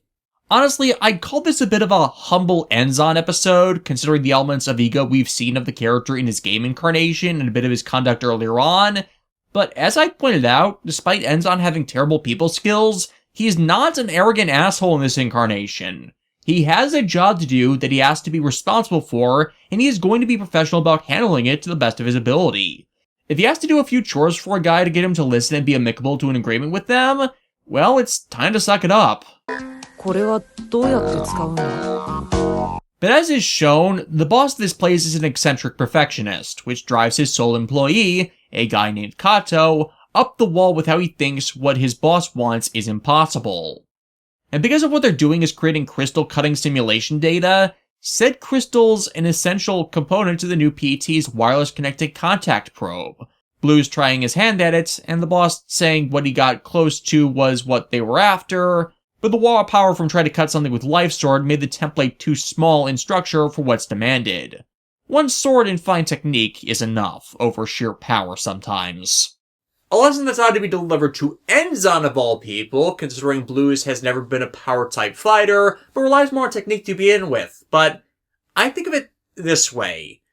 When was the last time Blues actually won a fight without overwhelming his opponent with power? It wasn't the Bug Beast, it wasn't Shadow Man, that was a draw, and it wasn't Pharaoh Man. Even the N1 matches, it was an often all-or-nothing bout, where he would shred his allies if he went all out. So while Blues has been designated as a technique-type Navi, and Enzan is preferably a technique-type operator, the way they've utilized that technique hasn't involved the finesse of a defeat by 1,000 precise cuts, but strong-armed slices. This is actually why, in the narrative of this episode, Rockman managing to slice the Life Sword wave instead of Blues was the smart thing to showcase. Presenting an Enzan and Blues that have become too over-reliant on grandiose attacks like that, instead of developing the precision to do the same as him, which resultantly gives them their own way to move forward by improving upon that principle, as Enzan is smart and self-aware enough to actually learn from such an example and honest critique, and the showcase of normal Navis actually doing better in comparison to himself has Blues take the time to learn from them while Enzan continues to run errands for the business. However, it's shown that the boss's perfectionist attitude has been seriously piling up their bills, and it's about to go under. leading him to be intimidated by a rival corporation behind the current wired terminal system. なんだただいま戻りました。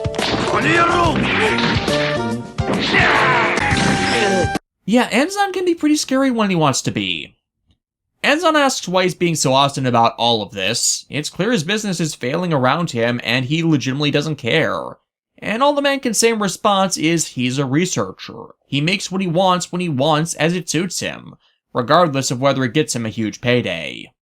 Okay, but the problem with that is you need money to eat and have the resources available to you to be able to create what you want when you want. If you're that much of a technology genius, a small corporation will bend over backwards to your eccentricities. Just hand over the corporate management to someone else so you don't need to worry about it.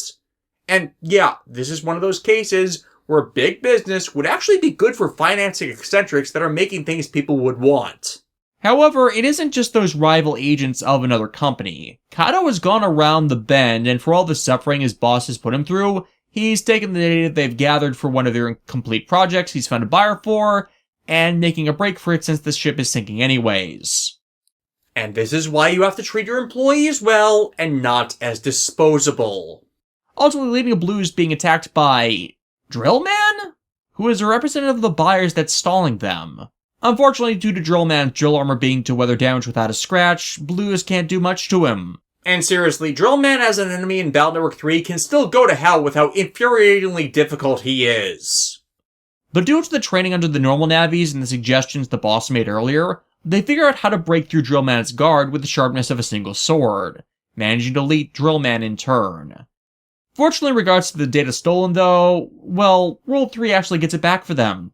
Turns out to return power to the business, Kato hotwired the electrical boxes of local businesses and took it from them, including from Maha Ichiban, and they saw him do it, thus had to bone pick with the business for doing so.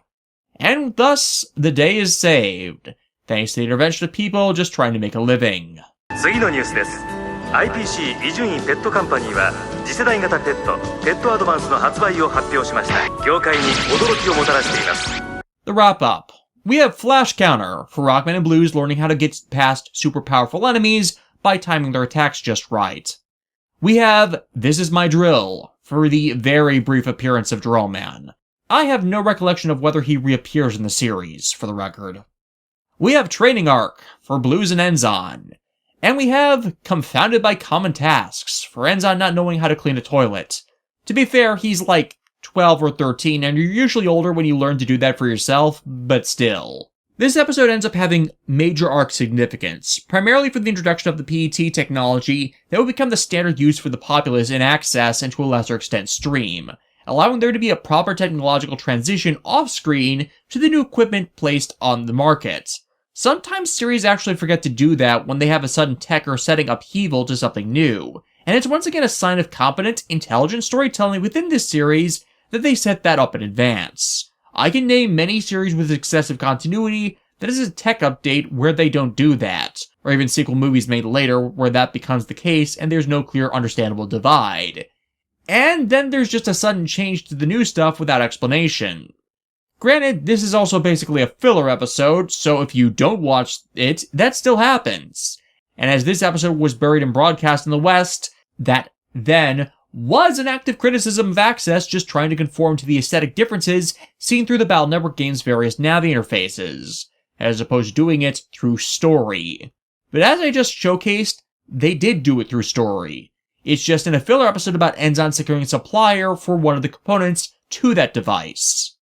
And as a character story for Enzan and his growth, it's good too in how it keeps him mellow and responsible. That makes for a good rival that can keep Neto on his toes and advancing as well, especially since they turned down the asshole tendencies of the guy in this incarnation.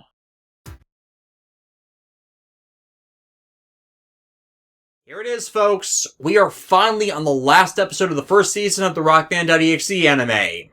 And it's another filler story. But like the last episode, it is a filler story with arc significance, with Yuichiro Hikari finally re-entering the picture with the fruits of his latest research. Yes, Yuichiro has created a means of producing hard light holograms.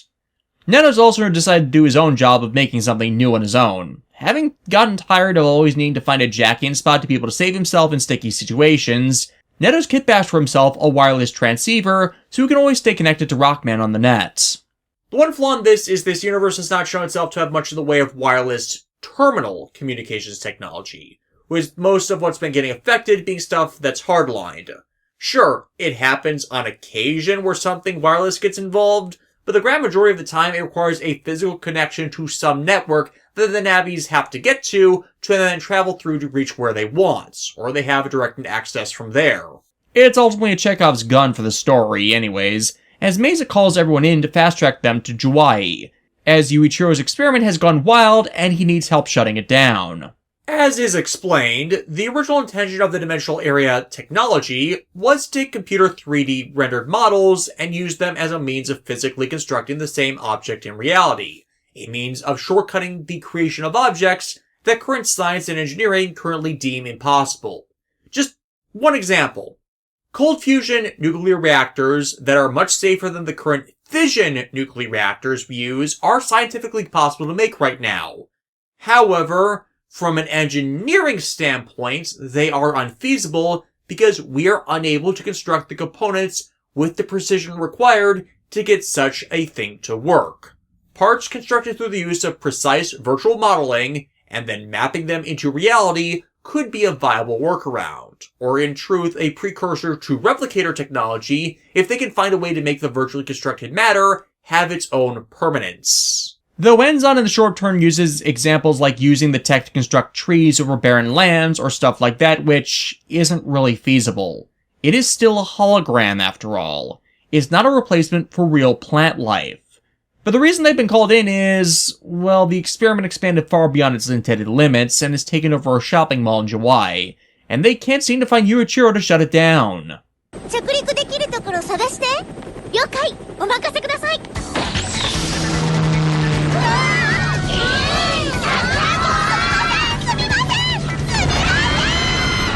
Why did you have her do this? You know how incompetent she is. This is your own damn fault she almost killed you. This is not a situation where you can just trust anything to a trainee. Of course, with this all being the first appearance of this virtual reality system, it has them all a bit stumbling over themselves. Getting a transmission that this all started in the parking lot under the mall, where the building managers gave their permission for the test, so thanks to Sakurako, they need to make their way down.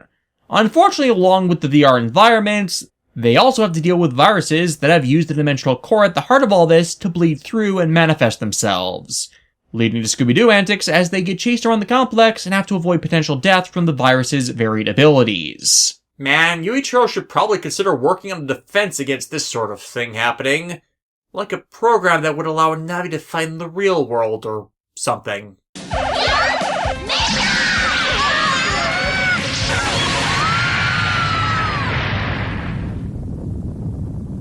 Okay, how the hell did they jump up there? They eventually find transmission jacks and get the navies into the system, only to find they've gotten swallowed by whatever system bug set this all off. And likewise, the wireless jack Neto made isn't receiving any signals, so he can't even track his Navi to be able to rescue him. But fortunately, since this is the early alpha stage of the technology, they end up realizing a pretty glaring weakness of all the virus's current forms, by complete accident. Water will destabilize the EM fields holding their holograms together. I presume it's by creating some type of system short in the solid light hologram. Regardless, this ends up no longer true about later digital realized programs down the line. Thus, since they're in a mall, they raid a sports store for supplies, specifically for water guns that can help them break through the viruses down to their dimensional core. With them, of course, turning this into a Ghostbusters reference. This is legitimately the only time I've ever seen a Ghostbusters reference made in any Japanese series I've watched, and it is glorious. Unfortunately, 5 kids and a virus armed with water pistols can only do so much. It actually taking extended fire to deal with a larger virus that abducts Mariko briefly. Why did she, Mesa, and Higure come along again? It would have made more sense for Haruka to come along. But they're in turn basically useless when they finally get to the dimensional core and find it guarded by the freaking life virus. Well, Dream Virus, because this is the Japanese version, but still, it is the end boss of Battle Network 1 and Network Transmission.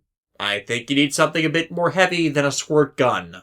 Fortunately, coming to their rescue are their own navies, having been guided through the system back doors to the gate the Dimensional Core created, and are just in time to back them up. And with the wireless transmitter Neto has, he's the only one of them that can give their Navi full operation capabilities.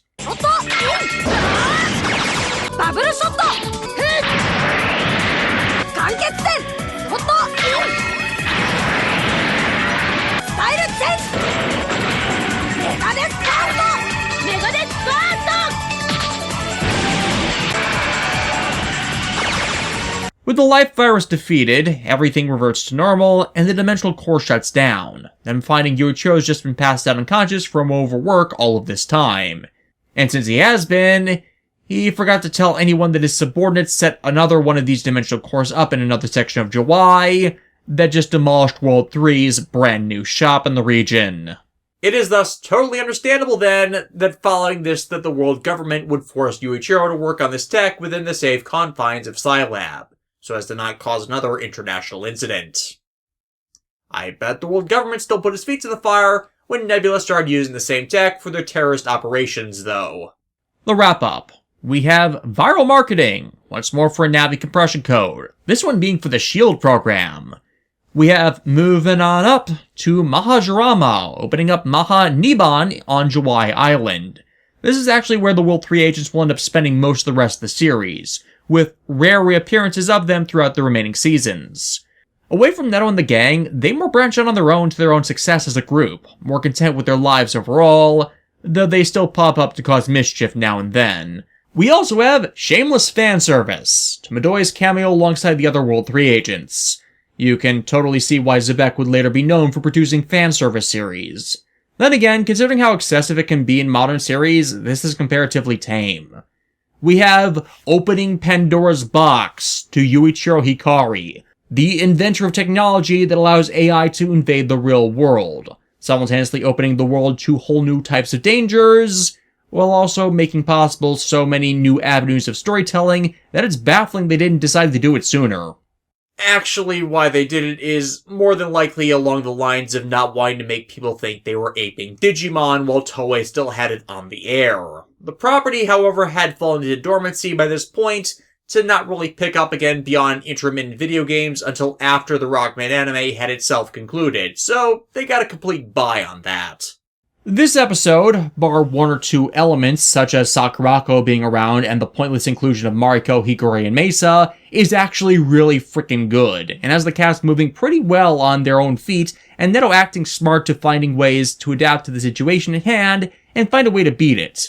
I'm glad the water weakness thing wasn't brought up again for the digital realized entities in the future, as that's kind of a lame weakness, but would have been nice to see a callback to this event later when the Dimensional Area Tech became a regularly used plot device, which was the literal week after this episode originally broadcast in Japan.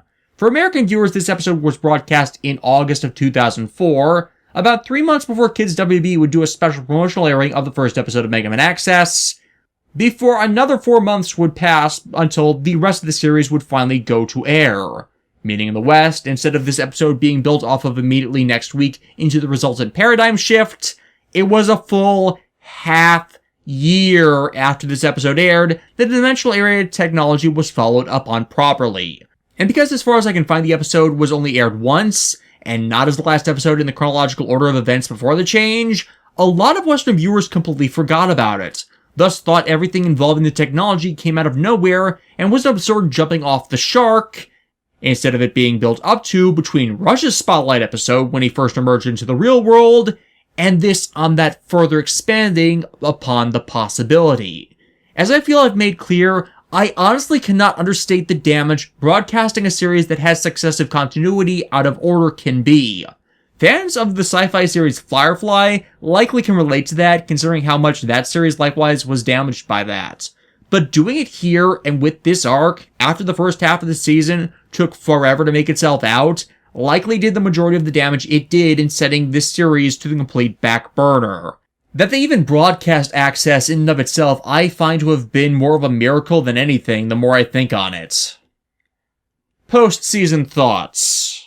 I think I've made it clear that the first 56 episodes of this anime are uneven as hell, and it takes them a long time to get to better material. as even the writer idiosyncrasies tend to sabotage better material, especially when it comes to treating some characters more poorly than they deserve. There's putting them through crap to give them character, yes, but when you likewise refuse to let them develop from those experiences, then there is where your problem lies. The back half episodes are mostly better and more enjoyable, especially if you actually watch them in the proper play order, but I felt myself over time liking the contributions by some of the staff less and less for the recurring problems each would have. Such as them overdoing the Neto is an idiot thing when he and Rockman are supposed to be the big damn heroes. Again, as I stressed through so many of my reviews over time, an idiot hero is not a good thing. They need to be more than that to be an actual respectable character, and of the people in the writer's room at the current moment, the only ones who consistently get that are Kenichi Araki and Keiichi Hasegawa. At the very least between the two, they write a full half of the 56 episodes of this series, and it's not like the ones who do the idiot Neto thing do it in every episode, but it's still annoying when there isn't a good reason to do it as much as they do. In regards to music and animation, both are much better utilized as the series goes on, and the series enters its groove. The last crew of episodes really have like a good facelift and improvement in style and shading overall that just makes the characters pop, especially in comparison to the more stilted animation of the first half. Again, my bet to why being budgeting to make sure they had something that was going to work long term before really committing the resources to keeping it going longer. But there's still going to be improvements to come as well. Ultimately, as I opened in the introductory video, because so many concepts and characters that are important to the series long-term are introduced in this season, it is impossible to say that you can just skip it for the later material, as coming in blind at access can also leave you a bit lost to the grounding needed to appreciate the truly better material in the sequel seasons. As unlike me as it might seem to say it, especially because I actually refuse to watch truly awful material of my own volition these days, it's something you just need to groan at and sit through so you know what's going on for later down the line. To its credit, nothing here is truly irredeemably god-awful, just your normal flavor of bad or bland, depending on one's personal tastes. It can just be frustrating looking back, and knowing where things went, that you wonder why they could not have started out just as strong. If these videos have avoided being hit by YouTube as it was with the last ones, I'm more than willing to continue going through the Rockman anime backlog. And if that's true, then I'll see you all later for the beginning of Rockman.exe Access.